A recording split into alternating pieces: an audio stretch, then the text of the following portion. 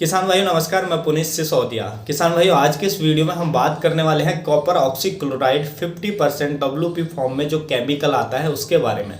हम डिटेल में जानेंगे कि ये केमिकल कौन कौन से रोगों को कंट्रोल करता है, कौन कौन सी फसलों पर हम इसका स्प्रे कर सकते हैं, साथ ही इसकी कंपेटिबिलिटी क्या है, यानी कि कौन कौन से इंसेक्टिसाइड के साथ इसको मिक्स करके हम फसलों पर स्प्रे कर सकते हैं।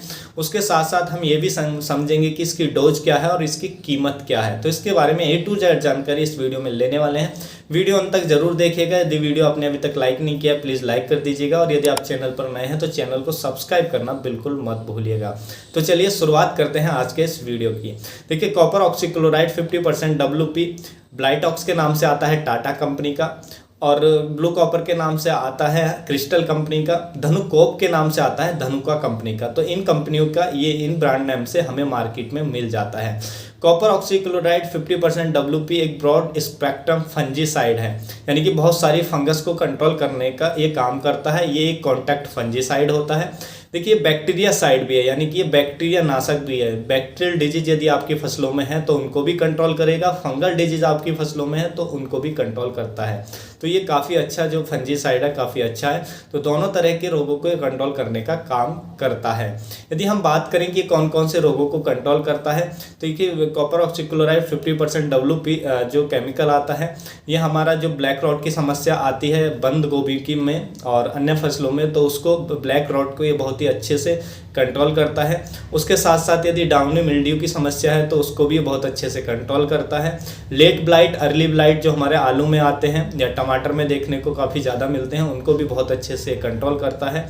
उसके साथ साथ कैंकर की समस्या आती है जो हमारी नींबू वर्गीय फसलें हैं उनमें, तो उस कैंकर डिजीज को भी बहुत अच्छे से कंट्रोल करता है। उसके साथ साथ लीफ स्पॉट को भी बहुत अच्छे से कंट्रोल करता है। फ्रूट रॉट की समस्या यदि आपकी फसलों में है तो उसको भी काफ़ी अच्छे से कंट्रोल करता है। उसके साथ साथ डैम्पिंग ऑफ की समस्या है तो उसमें आपको ड्रिंच करना पड़ेगा, जो नर्सरी स्टेज में आती है, तो डैम्पिंग ऑफ को कंट्रोल करने में भी काफ़ी अच्छा है। तो इन सभी रोगों के कंट्रोल करता है। यदि इसकी डोज की बात करें तो इसकी जो डोज होती है 2.5 ml पर लीटर पानी में मिलाकर इसका हमें अपनी फसलों पर स्प्रे करना होता है।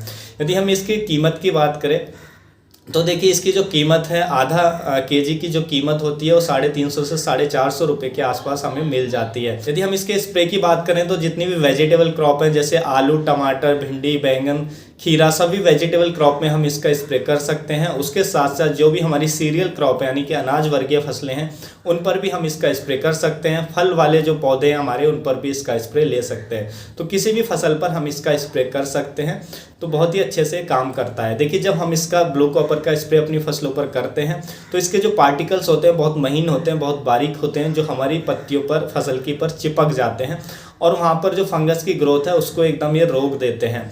और ये धीरे धीरे जो इसके पार्टिकल होते हैं जो हम स्प्रे करते हैं तो वो क्या करते हैं, जो कॉपर होता है उसको रिलीज करते हैं धीरे धीरे, जिससे लंबे समय तक हमारी फसलों पर फंगस को बढ़ने से रोकता है। उसके साथ साथ इसके स्प्रे से जो कॉपर की न्यूट्रिशन है, कॉपर की पूर्ति भी हमारी फसलों में होती है। तो ये लंबे समय तक कॉन्टैक्ट फंजीसाइड है, जब तक कॉन्टैक्ट में रहता है लंबे समय तक काम करता है हमारी फसलों पर। इसके स्प्रे के बाद 5 से 6 दिन या 1 हफ्ते तक बारिश नहीं होनी चाहिए, क्योंकि यदि मान लीजिए स्प्रे के बाद, क्योंकि ये कॉन्टैक्ट फंजीसाइड है, आपने स्प्रे किया और बारिश हो जाती है तो फिर इसका काम नहीं कर पाता है। तो ये जब तक पत्तियों पर चिपका रहेगा अपना काम करता रहेगा। यदि आप इसका एक और स्प्रे रिपीट करना चाहते हैं तो 10 दिन के बाद आप दूसरा स्प्रे भी अपनी फसलों पर ले सकते हैं। तो ये काफ़ी अच्छा है इन डिजीज़ को कंट्रोल करने के लिए। बैक्टीरिया साइड भी है, फंजीसाइड भी है, तो ये बेस्ट है। इसको आप ज़रूर ऐड करें अपने रूटीन में। ये देखिए क्यूरेटिव भी है और ये प्रिवेंटिव में भी काम करता है, यानी कि यदि आप इसका स्प्रे करते हैं तो कोई डिजीज़ है तो उसको भी क्योर करेगा, ठीक कर देगा, और जब तक आपकी फसलों पर रहेगा प्रिवेंटिव की तरह भी काम करता है, यानी कि एज ए प्रिवेंटिव भी आप इसका उपयोग अपनी फसलों पर कर सकते हैं। यदि हम इसके कंपेटिबिलिटी की बात करें कि कौन कौन से इंसेक्टिसाइड के साथ इसको मिक्स करके हम स्प्रे कर सकते हैं, तो देखिए जो फिप्रोनिल आता है 5% जो ब्रांड नेम रिजेंट के नाम से आता है, तो उसके साथ हम इसका स्प्रे अपनी फसलों पर कर सकते हैं। उसके साथ साथ क्लोरफैम्पियर के नाम से एक केमिकल आता है जो इंटरप्रेट यानी कि बासफ कंपनी का आता है इंटरप्रेट के नाम से, ब्रांड नेम के नाम से, हम उसके साथ भी इसका स्प्रे अपनी फसलों पर कर सकते हैं। उसके साथ साथ स्पिनोसेड प्लस कॉपर ऑक्सीक्लोराइड को भी हम अपनी फसलों पर स्प्रे कर सकते हैं। इसका जो हम कल्चर तैयार करते हैं वो स्लाइटली एल्कलाइन हो जाता है, लेकिन हम स्प्रे कर सकते हैं, कोई दिक्कत नहीं है। उसके साथ साथ फ्लूबेंडियमाइड जो फेम के नाम से आती है और प्लस कॉपर ऑक्सीक्लोराइड को भी हम एक साथ मिक्स करके अपने फसलों पर स्प्रे कर सकते हैं।